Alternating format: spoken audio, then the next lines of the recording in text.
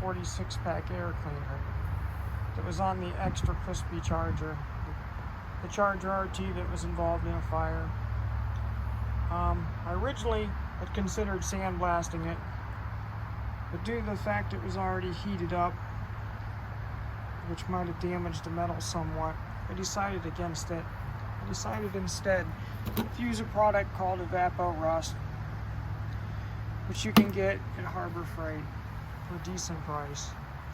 I've set up a bin and I've soaked the top side.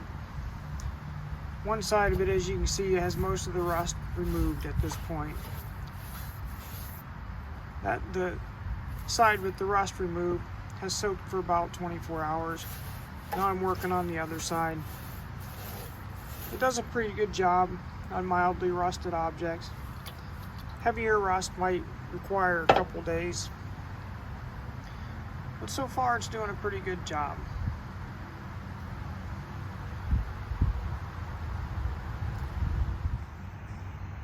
So here it is a few days later. As you can see, the top piece is very rust free. Cleaned it up pretty good. I did end up getting a bigger bin so that I could lay it flat. The bottom piece is coming along. I don't have enough liquid to completely submerge it, but the part that's submerged, you can see the rust is coming off of it pretty good.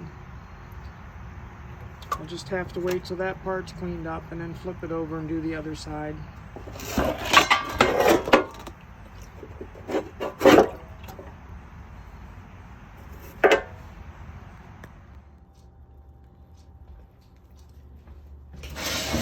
The next step, the rust is off of this lid. Now we gotta clean it up nicely. I'm using Dawn dishwashing detergent to get all the rust remover off.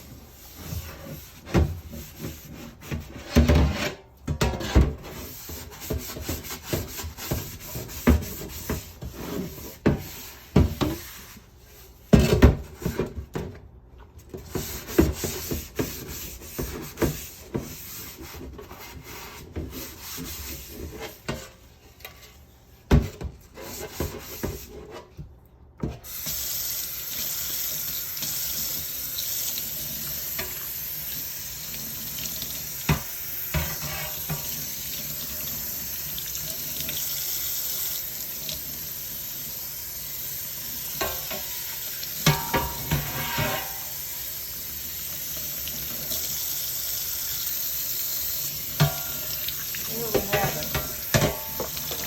Air cleaner lid has all the rust removed. What I'm going to do with it now is I'm going to stick it in the oven, as crazy as that sounds, at 170 degrees, which is the lowest my oven goes. And that'll dry the water off quicker, so that it don't start rusting again. Only need to leave it in there long enough for it to dry.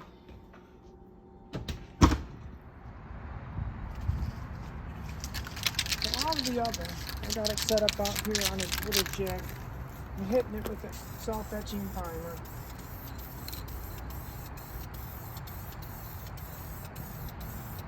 Even in the short time it took for the thing to dry in the oven at 170 degrees, it still started the surface rust.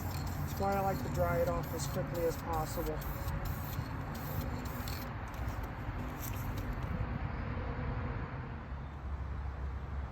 So I followed the same routine for the base of the air cleaner.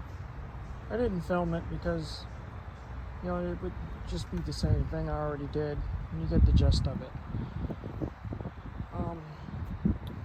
Put it in the oven, dry it out really quick. Then I'm going to paint it like I did the other one with self-etching primer. Some people might say it might have been better to get these powder coated, and that's true. But I'm not building a show car, I'm building a daily driver. And the original paint these things came with is about equivalent to what I'm going to use, which is Rust-Oleum and self-etching primer. So here we have the finished air cleaner. I think it turned out pretty good. You know, you can see some of the defects through the paint that was in the metal, the pitting from the light rust it had from the fire, but it ain't gonna hurt the functionality of it.